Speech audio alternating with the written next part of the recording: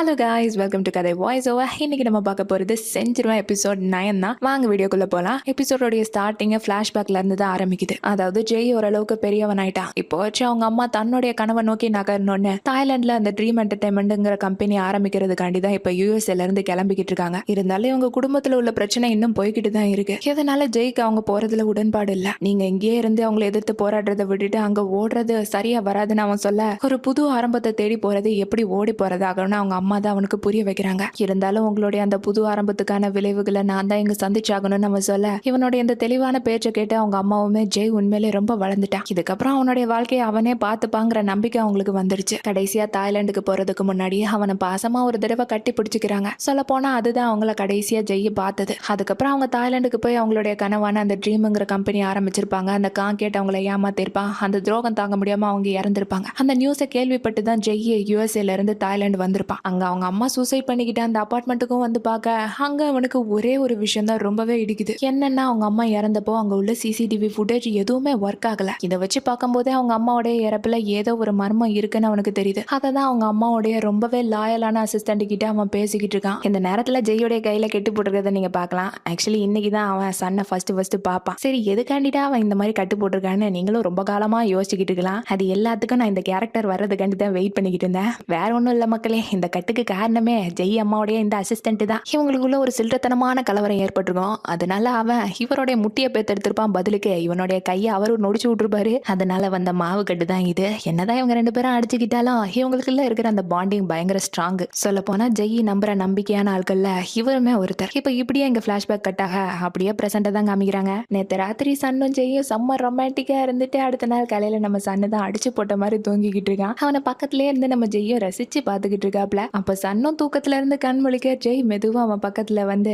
என்ன நேத்து ராத்திரியே அழுதெல்லாம் முடிச்சிட்டியான்னு அவனை டீஸ் பண்ணி அவனை கொஞ்சிக்கிட்டு இருக்கான். ஆனா நம்ம சன்னுக்கு தான் சன்னி மாதிரியான ஒரு ஆளை லவ் பண்ணி ஏமாந்ததுக்கு அப்புறம் திருப்பியும் அந்த வலைக்குள்ள விழணுமான ஒரு மாதிரி பயத்துல, நீ திருப்பியும் என்ன ஒரு முட்டாளா ஃபீல் பண்ண வைக்கிறேன்னு அவன்கிட்ட சொல்ல, ஜெய் உடனே அவன்கிட்ட, எங்க பாரு நீ ஒன்னும் முட்டாள் இல்ல, நீ இன்னசென்ட்டா இருந்துட்ட அவ்வளவுதான். என்னை மீட் பண்ணதுக்கு அப்புறம் தான் உனக்கு நான் தான் அந்த ஸ்பெஷலான ஆளுன்னு உனக்கு தெரிய வந்திருக்கோன்னு சொல்லுவான். இவன் அதை ஒத்துக்கிற மாதிரி ஒன்னும் சொல்லாம தான் இருக்கான். ஜெய் அவனுக்கு கியூட்டா ஒரு கிஸ் கொடுத்துட்டு, சரிவா நம்ம குளிக்க போலான்னு கூப்பிடுவான். என்னாலலாம் இந்த நிலமையில வர முடியாது, நீ போ அப்படின்னு சொல்றான். ஆனா விடுவானா நம்ம ஜெய் அவனை தூக்கிட்டு பாத்ரூம்க்கு போய் ஒரே ரொமான்ஸ் தான் அவன் கூட எல்லாத்தையும் முடிச்சுட்டு அங்க ரெண்டு பேரும் பாத் டப்ல தான் இருக்காங்க. அப்ப ஜெய் சன்னிக்கிட்ட த மெமரிங்கிற அந்த சீரிஸோடைய மத்த கேரக்டர்ஸுக்கான ஆடிஷன் நடக்க போகுது, அதை பத்தி கேள்விப்பட்டியான்னு சன்னிக்கிட்ட கேட்கறான். அது ஆடிஷன் பத்திலாம் எனக்கு எந்த ஒரு கவலையும் இல்லைன்னு இவன் சொல்ல, ஆனா நான் உன் பேரை அந்த ஆடிஷன் லிஸ்ட்ல சேர்த்துட்டேன்னு சொல்றான். இருந்தாலும் அந்த ஆடிஷனுக்கு நான் போக போறது இல்லை அப்படின்ட்டு சொல்லவும், ஏன் ஆடிஷன் இல்லாமலே அந்த சீரிஸ்ல சேரலான்னு உனக்கு ஐடியாவா அப்படின்னு கேட்கவும், எப்போதும் போல நீயாவே எதையாச்சும் யோசிச்சுட்டு பேசாத, எனக்கு அந்த சீரீஸ்ல நடிக்கணும்னு எந்த ஒரு ஆசையும் கிடையாதுன்னு சன்னு சொல்றான். ஜெய்யும், சரி நீ அந்த சீரீஸோடைய ஒரிஜினல் நாவலை படிச்சு பார்த்திருக்கியான்னு கேட்க, இல்ல நான் அதை முழுசா படிச்சு முடிக்கல, ஜஸ்ட் ஸ்கிரீன் பிளே மட்டும் தான் பார்த்தேன் அப்படின்னு சொல்லவா. அப்ப ஜெய்யும் அவன்கிட்ட மெதுவா வந்து, சரி ஓகே, அந்த சீரீஸ்ல இருந்து நான் ஒரு வேளை சன்னை தூக்கிட்டு ஒன்ன போட்டா நீ நடிக்கிறதுக்கு ரெடி தானா அப்படின்னு கேட்கவும், நீ என்ன சொல்ற, அந்த தேர்ந்தெடுக்கிற அதிகாரத்தை தான் நீ காங்கேட் கிட்ட கொடுத்துட்டியேன்னு சன்னு கேட்க, நான் இப்பயும் சொல்றேன் கடைசியா ஜெயிக்க போறது நான் தான் அப்படின்னு ஜெய் ரொம்ப கான்பிடென்ட்டா சொல்றான். இதை கேட்ட சன் அதுக்கப்புறம், நீ அந்த கம்பெனில தப்பு பண்ற தவறான ஸ்பான்சர்ஸ் எல்லாம் வெளியேற்றணும் தானே நினைக்கிற, இப்ப நீயே அந்த மாதிரி பண்ணலாமா, ஒருவேளை நான் அந்த ஆடிஷன்ல கலந்துக்கிட்டா கண்டிப்பா என்னுடைய ஸ்கில்ஸை வச்சு மட்டும்தான் நான் அந்த ஆடிஷன்ல செலக்ட் ஆவேன், கனெக்ஷன்ஸை யூஸ் பண்ணி எனக்கு செலக்ட் ஆகுறதுல விருப்பம் இல்லை அப்படின்ட்டு சொல்றான். இதை கேட்கும் போது ஜெய்க்கு இவனுக்கு பழி வாங்குறது மட்டும்தான் ஒரே நோக்கம்னு நினைச்சுக்கிட்டு இருந்தான். ஆனா இப்போ இவன் அந்த மாதிரி பேசும்போது இவனை யூகிக்கவே முடியலையேன்னு இன்னும் கொஞ்சம் தான் அவன் மேல லவ் கூடிக்கிட்டே போகுது ஜெய்க்கு. அவனுக்கு கியூட்டா ஒரு முத்தம் கொடுத்துட்டு அப்படியே அந்த பாத் டப்ல இருந்து எந்திரிச்சு போய் அங்க இருக்கிற மெமரிங்கிற ஒரிஜினல் நாவலை தான் சன்னு கிட்ட காமிச்சு, இதுதான் உன்னுடைய அடுத்த ஹோம்ஒர்க், இந்த ஒரிஜினல் நாவல் ஃபுல்லுத்தையும் படிச்சு முடி, அதுக்கப்புறம் நம்ம பேசிக்கலாம்னு சொல்லிட்டு அங்க இருந்து போயிடுறான். சன்னும் அதுக்கப்புறம் ரெடியாகி எப்போதும் போல கம்பெனிக்கு வர,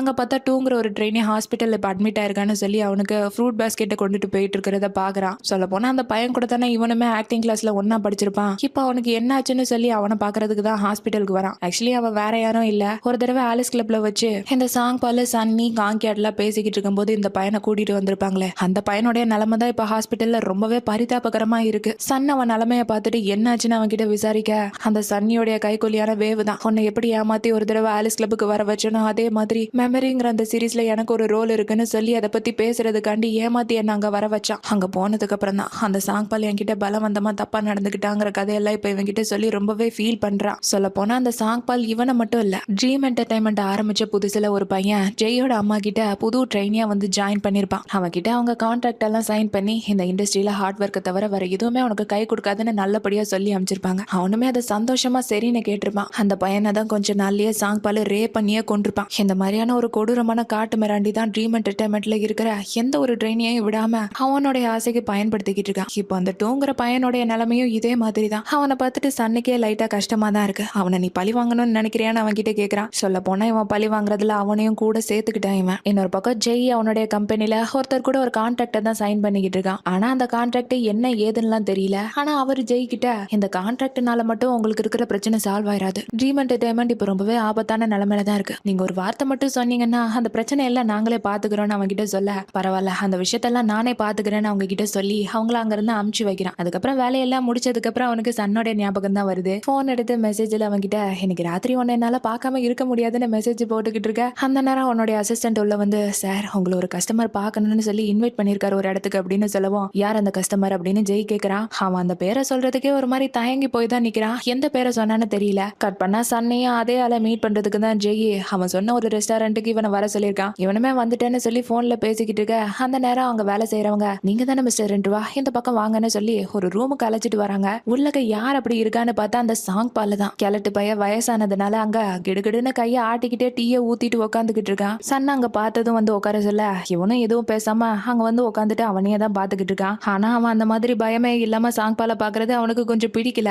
இதுக்கு முன்னாடி உன் வயசுல ஒன்ன மாதிரியே தான் ஒருத்தன் திமிரா என்ன அந்த மாதிரி பார்த்தான். அவனுடைய நிலைமை என்னாச்சு தெரியுமா, அவன் கண்ணுலயே ஊசியை இறக்குன. அந்த மாதிரி உன்னுடைய 2 கண்ணுக்கு எத்தனை ஊசி தேவைப்படுன்னு கொஞ்சம் யோசி அப்படின்னு டீயை ஊத்திக்கிட்டே அவனை மிரட்டிக்கிட்டு இருக்க. ஒரு குண்டூசியை கூட உங்களால இறக்க முடியாது அப்படின்னு அங்க இருந்து ஒரு குரல் கேக்குது. யாருன்னு பார்த்தா நம்ம ஜெய் தான் வந்திருக்கான். ஒரு டீ கப்பு பிடிக்கிறதுக்கே கையை இந்த ஆட்டம் ஆடுது. இதுல யார நீங்க கண்ணுலயே குத்த போறீங்க அப்படின்னு சொல்லிட்டு அவன் முன்னாடி வந்து உட்காந்துட்டு, எனிவே இந்த வயசான காலத்துல உங்களை ரொம்பவே காக்க வச்சுட்டேன்னு நினைக்கிறேன். அந்த விதத்துல நான் கொஞ்சம் ரூடுன்னு நீங்க நினைச்சிருக்கலாம் அப்படின்னு வார்த்தைக்கு வார்த்தை இன்டெரக்டா ஒரு கிழட்டு பையனு வச்சு செஞ்சுக்கிட்டீங்க. சாங் பாலானா அதை பெருசா எடுத்துக்காம, நீங்க யாருன்னு எனக்கு சரியா தெரியல, வயசாடுச்சுல, கொஞ்சம் நீங்க யாருன்னு நீங்களே இன்ட்ரோடியூஸ் பண்ணிக்கிறீங்களா அப்படின்னு கேட்டுக்கிட்டே அவனுக்கு டீயை ஊத்தி கொடுக்க போறான். இருந்தாலும் அதை கூட அவனால சரியா பண்ண முடியல. கிடுகிட்டு ஆட்டி அதை கீழே போட்டுறான். ஜெய்யும் அவன் தான் டைரக்டர் ஆத்தரனும் ட்ரீம் என்டர்டைன்மெண்டோட எக்ஸிக்யூட்டிவ் டைரக்டர்னு அவனை இன்ட்ரோடியூஸ் பண்ணிக்க. சாங் பால் அதை கேட்டுட்டு, ஓ நீ தானே அது, யூஎஸ்ல ஹோட்டல் பிசினஸ்ல சின்ன சின்ன ப்ராஃபிட்ஸ் எல்லாம் பார்த்துட்டு இப்போ இந்த இண்டஸ்ட்ரிக்குள்ள புதுசா இன்வெஸ்ட் பண்ண வந்திருக்கிறது அப்படின்னு அவனை கிண்டல் பண்ண, என்ன பண்றது நீங்க வச்சிருக்கிற அந்த விபச்சார மாதிரியான கிரே ஏரியா பிசினஸ் காட்டில என்னுடைய ப்ராஃபிட் கொஞ்சம் கம்மி தான், இருந்தாலும் எல்லாம் ஒரே மாதிரி இருக்காது, ஒரு நாள் உங்களை விட நான் அதிகமா பணம் சம்பாதிக்கிற காலமும் வரும் அப்படின்னு பதிலுக்கு இவன் நோஸ் கட்டு பண்ணி விடுறான். அதை கேட்ட சாங் பால், ஒன்ன மாதிரி தான் நிறைய புது புது ஆட்கள் என்கிட்ட வாயால பேசி என் கண்ணு முன்னாடியே இறந்து போயிருக்காங்க, அந்த மாதிரி தான் இப்ப நான் உன்னையும் பாக்குறேன், உன் நிலைமையும் அதே மாதிரி ஆயிருமோன்னு நினைச்சதான் எனக்கு கவலையா இருக்கு அப்படின்னு அவனை இன்டைரக்டா மிரட்ட. ஜெய் இதை கேட்டுட்டு, என்னதான் நீங்களும் பழங்காலத்து ஆளா இருந்தாலும் நீங்களும் இந்த இண்டஸ்ட்ரிக்கு கொஞ்சம் புதுசுதான் அப்படின்னு கொஞ்சம் கூட பயமே இல்லாம இருக்கான். அந்த நேரம் தான் அங்க வேலை செய்யறவங்களோ சாப்பாடு ரெடி ஆயிடுச்சுன்னு கொண்டு வந்து வச்சுட்டு போறாங்க. உடனே ஜெய் அவங்கள நிறுத்தி, அப்படியே பேராம இந்த வயசானவருக்கு சாப்ஸ்டிக் பிடிக்கிறதுக்கே கையை கொஞ்சம் நடுங்கும், கொஞ்சம் வந்து ஊட்டி விட்டுட்டு போங்க அப்படின்னு கலாய்ச்சி தள்ளிக்கிட்டு இருக்கேன். இதை கேட்டு சாங்பால் கடுப்பாய் அவளை அங்க இருந்து போக சொல்லிட்டு, எங்க பாரு இதுக்கப்புறமா உங்ககிட்ட டைம் வேஸ்ட் பண்ண நான் விரும்பல, ஸ்ட்ரைட்டாவே கேட்கறேன், இந்த ட்ரீம் என்டர்டைன்மெண்ட்டுக்குள்ள நீ எப்படியோ நுழைஞ்சிட்ட, அந்த விதத்துல பார்க்கும்போது நீ ஒன்னும் முட்டாள் இல்ல, புத்திசாலி தான் என்னால புரிஞ்சுக்க முடியுது, அதனால தான் நான் இப்ப தர்ற ஆஃபரே நீ ஏத்துப்பன்னு நினைக்கிறேன். இந்த ட்ரீம் என்டர்டைன்மெண்ட் விட்டு மெமரிங்கிற அந்த ப்ராஜெக்ட்டை விட்டு ஒரேடியா போய் அதை விட பெரிய வாழ்க்கையை நான் உனக்கு தரேன், இந்த ஆப்பர்ச்சுனிட்டியை இப்பவே பயன்படுத்திக்கிட்டே உனக்கு நல்லது, உனக்கு மட்டும் இல்ல உன்னை சுத்தி உள்ளவங்களுக்கு அதுதான் பாதுகாப்பு அப்படின்னு சன்னை பார்த்துக்கிட்டே ஒரு மாதிரி மிரட்டிக்கிட்டு இருக்க. இது ஜெய்க்குமே தெரியுது. அது இல்லாம இந்த டீ கப்பை கூட சரியா பிடிக்க தெரியாத ஒரு கிழட்டு பையன் என்ன தப்பு கணக்கு போட்டுறாத, ஏன்னா அந்த மாதிரி தப்பு கணக்கு போட்டுதான் உங்க அம்மா பாவம் இறந்து போயிட்டாங்க அப்படின்னு ஒரு புது டெஸ்ட் கொடுக்குறான். பைபிள் அவங்க அம்மா இறந்ததுக்கு பின்னாடி இவன் தான் இருக்கான் போல. இதை கேட்டுட்டு ஜெயோட முகமே அப்படியே மாறிடுது. அவங்க 2 பேரையும் ஒரு மிரட்டி தான் அங்க இருந்து அனுப்பி வைக்கிறான். அவங்களும் அதுக்கப்புறம் வீட்டுக்கு வர ஜெயுமே அவனுடைய ட்ரெஸ் எல்லாத்தையும் கழட்டிக்கிட்டு ஒரு மாதிரி அவன் டேபிள்ல ஒட்டி வச்சிருக்கிற போட்டோவே தான் பாத்துக்கிட்டு இருக்கான். நீ எதுக்காண்டி நான் அவன் அங்க மீட் பண்ணணும்னு சொல்லி கூப்பிட்ட அப்படின்னு கேட்கவும் ஜெய்ய, நீ பழி வாங்க போற ஆளுக்கு பின்னாடி இவ்வளவு பெரிய பவர்ஃபுல்லான ஆளு இருக்கான்னு உனக்கு தெரியணும்ல, அவன் யாரு என்ன, அவன் எவ்வளவு கேடு கெட்டவன், அது மட்டும் இல்லாம அவன் உன்னையும் சேர்த்தே தான் டார்கெட் பண்றான்னு சொல்லவும் இதெல்லாம் கேட்டுக்கிட்டே சன்னும் அதுக்கப்புறம் உங்க அம்மாவை பத்தி அவன் ஏதோ சொன்னானே அதெல்லாம் உண்மையான்னு அவன் கிட்ட கேட்க, ஜெய் எங்க அம்மா இறந்தப்போ சிசிடிவி ஃபுட்டேஜ் எதுவுமே ஒர்க் ஆகல, அலாரம் கூட ஆஃப்லயே தான் இருந்துச்சு, அது மட்டும் இல்லாம எங்க அம்மா கீழே விழுந்ததை பார்த்த சாட்சின்னு யாருமே இல்ல, அதெல்லாம் இப்ப யோசிச்சு பார்க்கும்போது தான் தெரியுது. எனக்கு அந்த சாங் பால் சொன்னதை வச்சு பார்க்கும்போது எங்க அம்மாவுடைய சாவுக்கு பின்னாடி அவன் தான் இருக்கான்னு எனக்கு தெரிஞ்சிருச்சு அப்படின்ட்டு சன்னு கிட்ட, அவன் சொன்ன மாதிரி நான் செய்யலன்னா எங்க அம்மாவுடைய நிலைமை தான் எனக்கும் நீ நினைக்கிறியா அப்படின்ட்டு அவன் கிட்ட கேட்க, சன் இதை கேட்டுட்டு இந்த விஷயத்துல நான் உனக்கு ஏதாச்சும் ஹெல்ப் பண்ணணுமான்னு கேட்கறான். ஆனா ஜெய் அவனை பாதிலேயே நிறுத்தி, உன்னோட விஷயத்துல மட்டும் நீ ஃபோக்கஸ் பண்ணு, இந்த விஷயத்தெல்லாம் நான் பாத்துக்கிறேன் அப்படின்னு அவன் செவுத்துல ஒட்டி வச்சிருந்த சாங் பாலோடைய பிக்சரை தான் ஒரு மாதிரி பாத்துக்கிட்டே அங்க இருந்து போறான். கட் பண்ணா அடுத்த நாள் காலையில சன் சன்னு பெட்ல இருந்து எந்திரிக்க பார்த்தா பக்கத்துல ஜெய காணோம். இவனும் வீடு ஃபுல்லா தேடி பாக்குறான், போன் எல்லாம் பண்ணி பாக்குறான். இருந்தாலும் போனே எடுக்கல, வீட்டுல ஆளையும் காணோம். நேரா கம்பெனிக்கு வந்து அவனுடைய அசிஸ்டன்ட் கிட்ட இந்த மாதிரி டைரக்டர் ஆர்த்தரை மீட் பண்ணணும்னு சொல்லி கேட்க, அவங்க ஆல்ரெடி இன்னைக்கு காலங்காத்தாலே ஃபிளைட்டை பிடிச்சு ஒரு மீட்டிங்னு சொல்லி அமெரிக்காக்கு போயிட்டாரு அப்படின்ட்டு அவன் சொல்ல, இதை கேட்ட சன்னு எதுக்கு என்கிட்ட சொல்லாம கொல்லாம போனான்னு யோசிச்சுக்கிட்டே வந்துகிட்டு இருக்க. பார்த்தா சைட்ல கஜோன் அவர் அறக்க பறக்க ஓடி வந்துகிட்டு இருக்காரு. எதுக்கு இப்படி அடிச்சு பிடிச்சு வந்துகிட்டு இருக்கீங்கன்னு அவர்கிட்ட கேட்க, ஒண்ணும் இல்ல, நம்மள மீட் பண்றதுக்கு யாரும் என் ரூம்ல வெயிட் பண்ணிக்கிட்டு இருக்கிறதா ஸ்கையே சொன்னா. அது மட்டும் இல்லாம டைரக்டர் ஆர்த்தர் தான் அவங்கள அனுப்பி வச்சதான் அப்படிங்கிற விஷயத்தெல்லாம் அவன்கிட்ட சொல்லிட்டு டோரை திறக்க, பார்த்தா யார் இருக்கிறதுனா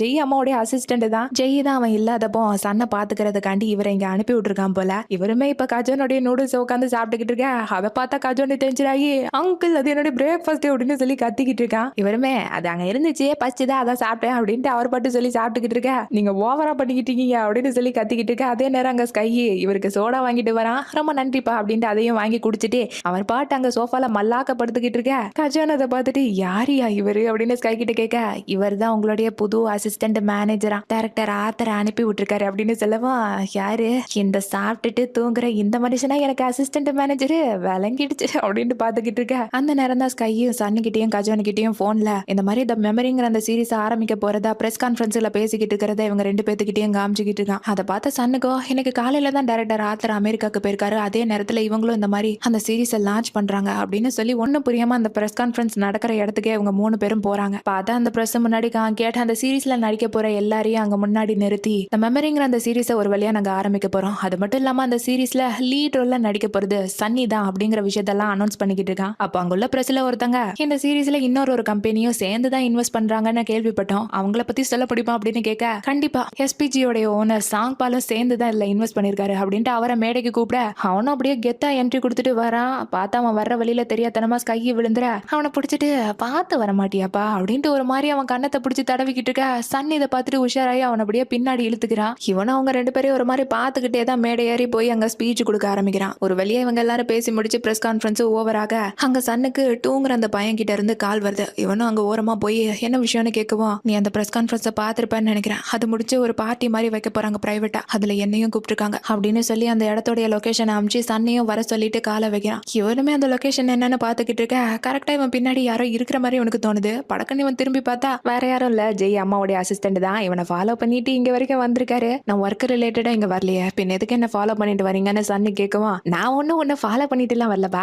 நான் ஜஸ்ட் இங்க ரெஸ்ட் ரூம் போக தான் வந்தேன் அப்படின்ட்டு ஏதோ ஒரு ரெஸ்ட் ரூம்குள்ள போக பார்த்தா அது லேடிஸ் ரெஸ்ட் ரூம் போல. இவருமே அவனை சமாளிக்க முடியாம ஏதோ ஒரு பக்கமா அங்க இருந்து போயிடுறாரு. இவனும் அதுக்கப்புறமா டூ சொன்ன அந்த லொகேஷனுக்கு வந்து சேர அங்க பார்த்தா ஒரு பையனை 4-5 பேர் உள்ளக்க கூட்டிட்டு போய்கிட்டு இருக்காங்க. இவனும் அதெல்லாம் பார்க்க தான் செய்யறான். போன் எடுத்து டூக்கிட்ட நான் வந்து சேர்ந்துட்டேங்கிற மெசேஜை போட்டுட்டு அவனுடைய ரிப்ளை காண்டி வெயிட் பண்ணிக்கிட்டு இருக்க. இன்னொரு பக்கம் 2 பாடி காட்ஸ் காங்கியாட்டு சாங் பாலு சன்னி இருக்கிற இடத்துக்கு கூட்டிட்டு வராங்க. அங்க பார்த்தா இன்னும் 2 புது ஸ்பான்சர்ஸ் எல்லாம் உட்காந்துருக்காங்க. இந்த டைம் அவங்களுக்கு சர்வீஸ் பண்ணணும்னு சொல்லி தான் இவனை இங்க கூட்டிட்டு வந்திருக்காங்க. இவன் மூஞ்சில வாங்கியிருக்கிற காயத்தெல்லாம் பார்த்துட்டு ஒரு மாதிரி அவங்க பாத்துக்கிட்டு இருக்க. உடனே சன்னுதான் ஜஸ்ட் சின்ன கார் ஆக்சிடென்ட், அவ்வளவுதான், ஒரே ஒரு கை தான் உடஞ்சிருக்கு, மத்தபடி இன்னொரு கை வாயெல்லாம் நல்லாவே யூஸ் ஆகும் அப்படின்ட்டு அவனை பக்கத்துல உட்கார வைக்கிறான். சாங் பாலு அந்த நேரம் அந்த ஸ்பான்சர்ஸ் கிட்ட எல்லாம் பையன் கொஞ்சம் டேமேஜ்டு ப்ராடக்ட் தான், பட் சர்வீஸ் எல்லாம் டாப் நாச்சா இருக்கும் அப்படின்ட்டு அவங்க கிட்ட சொல்லிக்கிட்டு இருக்கான். அதுக்கெல்லாம் சரியான காட்டு மிராண்டிகளா இருக்கும் போல. அவன் முகத்துல இவ்வளோ காயம் இருக்குன்னு தெரிஞ்சுமே பரவாயில்ல நாங்க பாத்துக்கிறோம்னு மனசாட்சியே இல்லாம சொல்றானுங்க. அதுக்கப்புறம் அந்த சாங் பாலு அவங்கள பார்த்து நீங்க நல்லா என்ஜாய் பண்ணிட்டு இருங்க, எனக்கு கொஞ்சம் சின்ன வேலை வந்துருச்சு அப்படின்னு சொல்லிட்டு அங்க இருந்து போறான். இங்க டூவும் அந்த ஸ்பான்சர்ஸ் கிட்ட நான் கொஞ்சம் பாத்ரூம் போயிட்டு வரலாமா அப்படின்னு சொல்லி கேட்க, அவங்களும் இவனை ஒரு மாதிரி பார்த்துட்டு சரி போயிட்டு வா அப்படின்னு சொல்லி அனுப்பி வைக்கிறாங்க. இவனும் ரெஸ்ட் ரூம் போற சாக்குல அப்படியே வெளியே வர பார்த்தா வெளியே தான் அந்த சாங் பாலு புதுசா அழைச்சிட்டு வந்த அந்த பையனை 4-5 பாடி காட்சை விட்டு அடிச்சு உள்ளக்க இழுத்துட்டு போறான். அதை இவன் பார்த்தது மட்டும் இல்லாம இவனுடைய போன்ல ரெக்கார்டும் பண்ணிக்கிறான். அதை எப்படியாச்சும் சன்னுக்கு அனுப்பணும்னு சொல்லி என்கிட்ட ஒரு புது வீடியோ மாட்டிருக்குன்னு சொல்லி அவனுக்கு மெசேஜ் போட சன்னுமே அந்த மெசேஜை பாக்குறான். எங்க இவனுமே அந்த வீடியோ அதுக்கப்புறம் அனுப்பலான்னு போகும்போது கரெக்டா அந்த இடத்துக்கு சன்னி வந்து இவன் கையில உள்ள போனையை பிடுங்கி இவன் பண்ற வேலையை கண்டுபிடிச்சிடுறான். அதுக்கப்புறம் அந்த 2 என்ன பண்ணான்னு தெரியல. இந்த பக்கம் சாங் பால் கிட்ட வந்தா அந்த புது பையனை தண்ணியில அமுக்கியே அவன் கிட்ட தப்பா நடந்துகிட்டு இருக்கான். அந்த பையனுக்கு இவன் பண்றது சுத்தமா பிடிக்கல, ரொம்பவே கஷ்டப்பட்டுக்கிட்டு இருக்கான். இந்த புறம்போக்கம் இவனுடைய வேலை எல்லாத்தையும் பண்ணி முடிச்சுட்டு அங்க ஹாயா படுத்திருக்க. அந்த சமயம் சன்னியும் காங்கியாட்டும் நேர உள்ளக்க வந்து இவன் கிட்ட ஆக்சுவலி ஒரு பிரச்சனை, 2ங்கிற பையன் இங்க வேவு பாக்குறதுக்கு தான் வந்திருக்கான். அது மட்டும் இல்லாம இங்க பார்த்தது எல்லாத்தையும் அவன் வீடியோவா எடுத்து சன்னுங்கிற பையனுக்கு அதை அமுச்சு விட்டுருக்கான் அப்படின்னு சொல்லவும், யார் அந்த சன்னு அப்படின்னு சாங் பால் புரியாம கேக்குறான். அவன் ஜஸ்ட் ஒரு ஆர்டினரி ட்ரெயினி தான் அப்படின்னு சன்னி சொல்லிட்டு அவனுடைய பிக்சரையும் போன்ல காட்ட அதை பார்த்துட்டு சாங் பால் இவன் சாதாரண ட்ரெயினியா, அப்படிப்பட்ட இவனுக்கு பின்னாடி எப்படி டைரக்டர் ஆர்த்தர் இருக்க முடியும் அப்படின்ட்டு அவனை பார்த்து முறைக்க அப்பதான் சன்னிக்கு தெரியுது சன்னுக்கு பின்னாடி ஒரு பவர்ஃபுல்லான ஆளு இருக்கான்னு அவன் சொன்னது டைரக்டர் ஆர்த்தர் தான். எங்க சாங் பாலும் அவன் கிட்ட அந்த டைரக்டர் ஆர்த்தரை ஏதாச்சும் ஒண்ணு பண்ணணும். அவன் என் வழியில ஏன் வந்தானு நினைச்சு ஃபீல் பண்ற லெவலுக்கு அவனை ஏதாச்சும் ஒண்ணு நீ தான் பண்ணணும். எனக்காண்டி பண்ணுவல்ல அப்படின்னு சொல்லி கேட்கவும், கண்டிப்பா சார் அப்படின்ட்டு இவனும் பம்பிக்கிட்டே சொல்றான். அப்படின்னா அதுக்கு முன்னாடி இங்க ஸ்விம்மிங் பூல்ல இருக்கானே ஒருத்தன், இவன் எனக்கு ரொம்ப போர் அடிச்சிட்டான். சோ அங்குள்ள பெல்ட்டை வச்சு இவன் கதையை மொத்தமா முடிச்சிரு அப்படின்னு சொல்லுவோம். இதை கேட்ட சன்னிக்கு ஒரு மாதிரி பக்குன்னு இருக்குது. இருந்தாலும் இவன் கிட்ட முடியாதுன்னு சொல்ல முடியாது. ஏன்னா இவனை என்ன பண்ணுவான்னு தெரியாது. அதனால வர வழி இல்லாம பயந்துகிட்டே அங்குள்ள பெல்ட்டை எடுத்து அந்த புது பையனுடைய கழுத்துல மாட்டி ஒரு மாதிரி நர்வஸ்லயே அவனை இறுக்கி கொண்டுறான். அதை சாங் பாலும் ஒரு மனசாட்சியே இல்லாம பார்த்துட்டு சன்னி கிட்ட, எனக்குன்னு இப்ப இருந்த ஒரே பையனை நீ கொண்டுட்ட அப்படின்னு சொல்லவும், இதை கேட்டு பயந்து போய் நானா அப்படின்ட்டு அவன் கேட்க, ஆமாடா நீதான் கொன்ன, அதனால அதுக்கு பதிலா வேற ஒருத்தனை நீ தான் எனக்கு கண்டுபிடிச்சு தரணும். அதுவும் எனக்கு அந்த ஆர்த்தரோடைய பையன் தான் வேணும். அது மட்டும் இல்லாம அவன் கூடவே இன்னொரு கியூட்டான பையனும் இருப்பானே, அவனுமே தான் வேணும் அப்படின்னு கையையும் சேர்த்தே சொல்லிட்டு அங்கிருந்து போறான் அந்த பண்ணாட. இவன் கிட்ட பேசி முடிச்சுட்டு அப்புறம் சன்னியுமே மூஞ்சி கழுவுறதுக்காண்டி பாத்ரூமுக்கு தான் வந்திருக்கான். பார்த்தா கண்ணெல்லாம் கலங்கி இருக்கு. கொலை பண்ணும்போது லைட்டா அழுதுருப்பான் போல. சரி தான் கையால பண்ண ஒரு கொலையை நினைச்சு பயங்கரமா ஃபீல் பண்ணிக்கிட்டு இருக்கான் போல அப்படின்னு நினைச்சா திடீர்னு அவனோட முகத்துல இருந்து ஒரு சிரிப்பு வரும் பாருங்க. சரியான சாடிஸ்ட் தான் அவன். இன்னொரு பக்கம் சன்னு 2 அந்த வீடியோவை அனுப்புறேன்னு சொல்லிப்பான்ல, அந்த வீடியோக்காண்டி தான் வெயிட் பண்ணிக்கிட்டு இருக்கான் இப்ப வரைக்கும். ஆனா அவன் தான் சன்னி கிட்ட ஏற்கனவே மாட்டிருப்பானே. இப்ப அவனுடைய செல்லும் சன்னி கிட்ட தான் இருக்கு. 4-5 பாடி கார்ட்ஸோட வந்து அங்க இருக்கிற சன்னியை பிடிச்சி லாக் பண்ணி அவனை போட்டு அடி அடின்னு அடிக்க வைக்கிறான். ஒரு கட்டத்துல சாங் பால் தான் சொல்லியிருப்பான்ல இவன் வேணும்னு. சோ இவனுடைய மூஞ்சுக்கு எதுவும் ஆயிடக்கூடாது, அதனால விட்டுருங்க அப்படின்னு சொல்லிடுறான் அவங்க கிட்ட. அவனை பார்த்து ஒரே ஒரு தடவை அவன் கிட்ட பணத்தை திருடிட்டு போனேன். அதுல இருந்து என் மனசுக்குள்ள எப்போதுமே ஒரு பயம் இருந்துகிட்டே இருக்கும் தெரியுமா. நீ எப்ப திரும்பி வந்து அந்த பணத்தை கேட்பேன்னு. ஏன்னா எனக்கு தெரியும் நீ அவ்வளவு ஈஸியா விட்டுட்டு போற ஆள் இல்லைன்னு. ஆனா ஒரு கட்டத்துல நீ செத்தே போயிட்டேன்னு நான் நினைக்கும் போது திருப்பி வந்த தெரியுமா என் வாழ்க்கையில. அப்படி நான் உனக்கு என்னடா பண்ண அப்படின்னு அவன் கிட்ட கேட்க, என்ன பண்ணியா, என் தம்பி இருந்ததுக்கு என் அம்மா இருந்ததுக்கும் நீ தான்டா காரணம், அது பத்தாதா உனக்கு அப்படின்ட்டு அவன் கத்த, உன் அம்மா தம்பி என்னால இறந்து போனாங்களா அப்படின்னு அதுக்காண்டிதான் என்ன பழி வாங்கணும்னு நினைக்கிறேன்னா, அப்போ பழி வாங்க வேண்டியது என்ன இல்ல, உன்னை நீயே தான்டா பழி வாங்கிக்கணும்னு சொல்லுவோம். பின்ன எதுக்கு உன்னுடைய பப்ளிசிட்டிக்கு உன் பேரை யூஸ் பண்ணாம என் பேரை யூஸ் பண்ண, உனக்கு இருக்கிற அந்த கில்ட்டினால தானே சொல்லுவோம். நீ என்ன வேணாலும் சொல்லிட்டு போ, எனக்கு அதை பத்தி கவலை இல்ல. நீ என்னதான் என்ன பழி வாங்க போறேன்னு சொல்லிட்டு வர்றது எல்லாமே சுத்த வேஸ்ட். அது ஒன்ன மட்டும் இல்ல உன்னை சுத்தி உள்ளவங்களையும் பயங்கரமா பாதிக்கும் அப்படின்னு அவனை வான் பண்ண. அப்படி நீ என்னடா பண்ண போற அப்படின்ட்டு பதிலுக்கு நம்ம சன்னி கேக்குறான். என்னால என்ன பண்ண முடியும், கடைசியா அவனுக்கு இந்த மாதிரி லாஸ்டா ஒரு வார்னிங் கொடுத்துட்டு தான் போக முடியும் அப்படின்ட்டு அவனை எதுவும் செய்யாம அவன் அப்படியே விட சொல்லிட்டு அங்கிருந்து பாடி கார்ட்ஸை கூட்டிட்டு அவன் பாட்டு போயிடுறான். எங்க சன்னும் அதுக்கப்புறம் ஆலிஸ் கிளப்புக்கு தான் வரான். அப்போ ஸ்கையை ஒரு வேலை அவன் எதுவும் பண்ணிடுவானோன்னு நினைச்சு அவனுக்கு கால் பண்ண, ஸ்கையை எடுத்து என்ன விஷயம், எங்களை ரொம்ப மிஸ் பண்ணீங்களா என்ன அப்படின்னு கேட்க, அப்படிலாம் இல்ல அவன் கூட கச்சன் இருக்காரு அப்படின்னு கேட்கவும், ஆமா அவர் இப்போ வீட்டுக்கு போயிருவாரு அப்படின்னு சொல்லுவோம். அந்த பக்கம் கச்சன் ஸ்கையை கூப்பிட்டு, டேய் வாடா நான் கார்ல வந்து உன்னை டிராப் பண்றேன் அப்படின்னு சொல்லி கூப்பிட, பரவாயில்ல இருக்கட்டும் உங்க பொண்ணு உங்களுக்காண்டி ரொம்ப நேரம் வெயிட் பண்ணிட்டு இருப்பா, நீங்க சீக்கிரம் வீட்டுக்கு போங்க அப்படின்னு சொல்றான். அது மட்டும் இல்லாம எங்க க்ரூ மெம்பர்ஸோட நான் வேன்ல போயிருவேன் அப்படின்னு சொல்றது எல்லாத்தையும் எங்க சன்னு கேட்டுக்கிட்டு இருக்கான் போன்ல. ஸ்கை கிட்டயும் நீ பத்திரமா வீட்டுக்கு போய் சேர்ந்ததுக்கு அப்புறமா எனக்கு ஒரு கால் பண்ணி சொல்லிரு சரியா அப்படின்னு சொல்லுவான். இவனுமே சரின்னு சொல்றான். சன்னும் அதுக்கப்புறம் காலை வச்சுட்டு அங்க ரூமுக்கு வந்து ஒரு மாதிரி டயர்டா சன்னி சொன்னதே தான் ஒரு மாதிரி யோசிச்சுக்கிட்டு இருக்க. அப்ப பார்த்து கரெக்டா அங்க சித்தப்பு என்ட்ரி கொடுக்குறாப்ல. என்னடா 2 ரூபா உன்னை பார்த்தே ரொம்ப நாள் ஆச்சு அப்படின்னு பேசிக்கிட்டே அங்க வந்து சோஃபால உட்கார. இவனுமே அவரை பார்த்ததும், ஜெய் எதுக்காண்டி அமெரிக்காவுக்கு போயிருக்காங்கிற விஷயம் எல்லாம் உங்களுக்கு தெரியுமா, அவன் போன உடனே தான் மெமரிங்கிற அந்த ப்ராஜெக்ட வேற ஆரம்பிச்சிருக்காங்க, அவன் எல்லாத்தையும் விட்டுட்டு ஒரேடி அங்க போயிட்டானா அப்படின்னு கேட்கவும், அதை கேட்ட சித்தப்பு ரொம்ப கேஷுவலா, டே அதை பத்திலாம் எனக்கு சுத்தமா தெரியாது, ஆனா எனக்கு ஒரே ஒரு விஷயம் மட்டும் நல்லா தெரியும், ஏன்னா ஜெய்ய நான் ரொம்பவே நம்புறேன், அவன் இந்த பிரச்சனையை விட்டு எல்லாம் ஓடுற ஒரு கோலை கிடையாது அப்படின்னு சொல்றாரு. அப்ப அவன் திருப்பி வந்துருவானா அப்படின்னு கேட்கவும், வந்துருவான்டா, அது மட்டும் இல்லாம அவனுக்குன்னு இருக்கிற ஒரே ஒரு 3 ரூபா விட்டு அவன் எங்க போக முடியும் அப்படின்னு சொல்லுவான். எதுக்கு 3 ரூபான்னு சொல்றீங்க அப்படின்னு புரியாம சன்னி கேட்கிறான். பின்ன என் ஜெய் என்ன நேரத்துக்கு உன் கூட கண்டிப்பா ஒன்னா இருந்திருப்பான், அப்படி பார்த்தா தான் 2 ரூபால இருந்து ப்ரமோஷன் வாங்கி நீ என்னைக்கோ 3 ரூபா ஆயிட்டியே அப்படின்னு சொல்லி 3 ரூபா அப்படின்ட்டு அவனை டைவர்ட் பண்றதுக்காண்டி தான் அந்த மாதிரி கூப்பிட்டு விளையாண்டுகிட்டு இருக்காரு. இருந்தாலும் அவன்கிட்ட இருந்து எந்த ரியாக்ஷனும் வரல. சரிடா நீ ரொம்ப எதையும் நினைச்சு ஃபீல் பண்ணாத, நான் இப்போ உனக்கு ட்ரிங்க்ஸ் கொண்டு வர, செம்மையா குடிச்சு நம்ம என்ஜாய் பண்றோம் சரியா அப்படின்னு சொல்லிட்டு எடுத்துட்டு வர போறாரு. அப்படியே கட் பண்ண ஹாலிஸ் கிளப்ல இருந்து சன்னு அவனுடைய வீட்டுக்கு தான் நடந்து போய்கிட்டு இருக்கான். அப்ப பார்த்தா ஒரு கார்ல இருந்து 4-5 ரவுடி பசங்க வெளியே வந்து சன் அப்படியே சுத்தி வளைச்சு, ஒழுங்கா எங்க கூட கார்ல வடா அப்படின்னு சொல்லி அவனை கிட்னாப் பண்ணிட்டு போறதுக்காண்டி வந்திருக்காங்க. நீங்கெல்லாம் யாரா அப்படின்ட்டு அவன் கேட்க, அதெல்லாம் உனக்கு தேவையே இல்ல, ஒழுங்கா வந்து வண்டியில ஏறு அப்படின்ட்டு அவனை மிரட்டிக்கிட்டு இருக்க. அந்த நேரம் பார்த்து பின்னாடியில இருந்து ஒரு குரல், நானும் வந்து ஜாயின் பண்ணிக்கலாமா அப்படின்ட்டு. யாருன்னு பார்த்தா தான் தெரியுது ஜெய் அம்மாவுடைய அந்த அசிஸ்டன்ட் தான். சன்னை 24/7 ஃபாலோ பண்ணிக்கிட்டே அவனுக்கு இப்ப பிரச்சனைன்னு தெரிஞ்ச உடனே கல்லால குதிச்சுட்டாரு. அங்க உள்ள ரவுடி பசங்களையும் வச்சு வெள்ளுன்னு வெளுத்தெடுத்து அம்புட்டு பேர் அங்க இருந்து விரட்டி அடிச்சிடுறாரு. இதை பார்த்துட்டு சன்னே, எங்க அங்கிள் நீங்களா அப்படின்னு சொல்லி ஷாக் ஆகுறான். இன்னும் இங்கேயே இருந்தானா நிறைய பேர் வந்துருவாங்க, அதனால என் கூட வா அப்படின்னு சொல்லி அவன் அப்படியே அங்க இருந்து கூட்டிட்டு போறாரு. ஒரு பாதுகாப்பான இடத்துக்கு வந்ததும் அங்க உள்ள ரெஸ்டாரண்ட்ல உட்காந்து அப்படியே சாப்பிட்டுக்கிட்டே, சொல்ல போனா ஜெய் தான் அவன் அமெரிக்கால இருந்து திரும்ப வர்ற வரைக்கும் என்ன உன்னை நல்லா பாத்துக்க சொன்னா அப்படின்னு சொல்லுவான். இதை கேட்ட சன்னு, ஜெய்யா உண்மையில அந்த மாதிரி உங்ககிட்ட சொன்னா அப்ப அவன் திருப்பியும் இங்க வந்துருவானா, அவன் எதுக்கு எதுக்காண்டி அமெரிக்காக்கு போயிருக்கான்னு உங்களுக்கு தெரியுமா அப்படின்னு கேட்குவான். அவன் எதுக்காண்டி போயிருக்கான் என்ன விஷயமா போயிருக்கான்லாம் எனக்கு தெரியாது, அந்த மாதிரி சொல்லிட்டு பண்ற ஆளா அவன் அப்படின்னு சொல்லிட்டு இவர் பாட்டு சாப்பிட்டுக்கிட்டு இருக்க. சரி இப்ப வந்தவங்க எல்லாம் யாருன்னு அவங்களுக்கு எதுவும் தெரியுமான்னு சன் அவர்கிட்ட கேட்க, இவனுங்க எல்லாம் யாரா இருப்பானுங்க, காசுக்கு வேலை பார்க்கற ரவுடி பசங்க அவ்வளவுதான். இவங்கள மாதிரியான ஆட்கள் எல்லாம் ஏதாச்சும் ஒரு பெரிய ஆளு தான் ஹையர் பண்ணி அவங்களுக்கு தேவையான வேலையை இவங்க மூலயமா முடிச்சுப்பாங்க. அந்த மாதிரி தான் இப்ப அவனுங்க வாங்கிட்டு வந்திருப்பாங்க அப்படின்னு சொல்லிட்டு இவர் சாப்பிட்டுக்கிட்டு இருக்க. அந்த நேரம் சன்னுக்கு ஸ்கை கிட்ட இருந்து கால் வருது. இவனை எடுத்து கேஷுவலா என்ன வீட்டுக்கு போய் சேர்ந்துட்டியா அப்படின்னு கேட்கவும், அந்த பக்கத்துல இருந்து இதுக்கு முன்னாடி சன்னை கிட்னாப் பண்ண வந்திருப்பாங்கல்ல அந்த ரவுடி பசங்க தான் இப்ப ஸ்கையை கிட்னாப் பண்ணிட்டாங்க போல. எங்க கிட்ட இருக்கிற அந்த பையன் உனக்கு ரொம்பவே முக்கியமான ஆளுன்னு பட்டுச்சுன்னா நாங்க சொல்ற அந்த லொகேஷனுக்கு நீ மட்டும் தனியா வரணும், யாரையும் கூட கூட்டிட்டு வந்தேன்னா அந்த பையன் செத்தான் எங்க கையில, அதுவும் 20 நிமிஷம் தான் உனக்கு அப்படின்னு சொல்லிட்டு போனை வைக்க, இவனுமே இந்த பெரியவருக்கு எதுவும் தெரியக்கூடாது அப்படின்னு சொல்லிட்டு, ஓ கஜன் கூட தான் இருக்கியா, சரி ஓகே பார்த்து பத்திரமா இருந்துக்கோ அப்படின்ட்டு போனை வச்சுட்டு இவர்கிட்ட தண்ணி பாட்டில் வாங்கிட்டு வர அப்படின்னு சொல்லிட்டு நேரா அவங்க கூப்பிட்ட மாதிரி ஸ்கையை கிட்னாப் பண்ணி வச்சிருக்கிற அந்த இடத்துக்கு தான் வரான். அங்க பார்த்தா ஸ்கையை ஒரு சேர்ல கெட்டி போட்டு வச்சிருக்கானுங்க. சன் அதை பார்த்துட்டு நான் தான் வந்துட்டேன் அவனை போவிட்டுருங்க அப்படின்னு சொல்லி கேட்கவும், அதெல்லாம் இருக்கட்டும் ஒரு பக்கம், ஃபர்ஸ்ட் நீ உட்காரு, சாவகாசமா நம்ம பேசி எல்லாத்தையும் தீத்துக்கலாம், அது மட்டும் இல்லாம உனக்கு எந்த ஒரு காயமும் ஆகாம கூட்டிட்டு வர சொன்னாங்க அப்படின்னு சொல்லும் போதுதான் சன்னுக்கு தெரியுது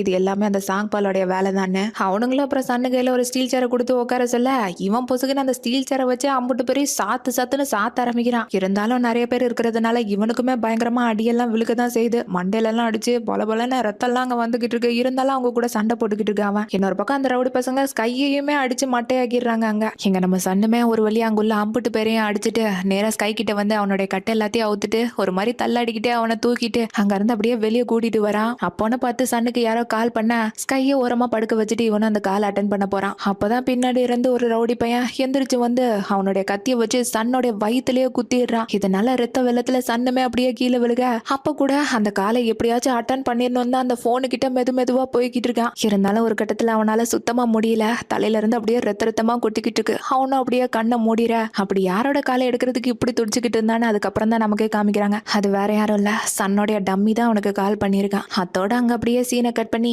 எபிசோட முடிச்சிடுறாங்க மக்களே. இதுக்கப்புறம் அவனுங்க சன்னையும் சரி ஸ்கையும் சரி எப்படியும் சாங் பால் கிட்ட தூக்கிட்டு போயிருவானுங்க. அதுக்கப்புறம் ஜெய் அவனை எப்படி காப்பாத்த போறான், அது மட்டும் இல்லாம அந்த சாங் பாலை என்ன செய்ய போறான், கூடவே அந்த சன்னியையும் காங்கியாட்டையும் தான் மொத்த வெள்ள பசங்களையும் அட் அ டைம்ல வச்சு ஆப்படிப்பான் பாருங்க ஜெய்யே. கிளைமாக்ஸ்ல வேற லெவலு ட்விஸ்ட், ஃபைனல் எபிசோடு தெரிக்க போகுது. ஆனா என்ன, அதுக்கு இன்னும் ஒரு வாரம் வெயிட் பண்ணணும். பரவாயில்ல, இவ்வளவு நாள் வெயிட் பண்ணிட்டோம், அதுக்கு வெயிட் பண்ண வேண்டியதான். இப்போ இந்த வீடியோ பிடிச்சிருந்துச்சுன்னா மறக்காம ஒரு லைக் பண்ணிருங்க, ஷேர் பண்ணிருங்க, சப்ஸ்கிரைப் பண்ணிருங்க, ஹைப் பட்டனை கிளிக் பண்ண மறந்துடாதீங்க. நெக்ஸ்ட் எபிசோட்ல உங்களை வந்து பாக்குறேன். பாய் பாய்.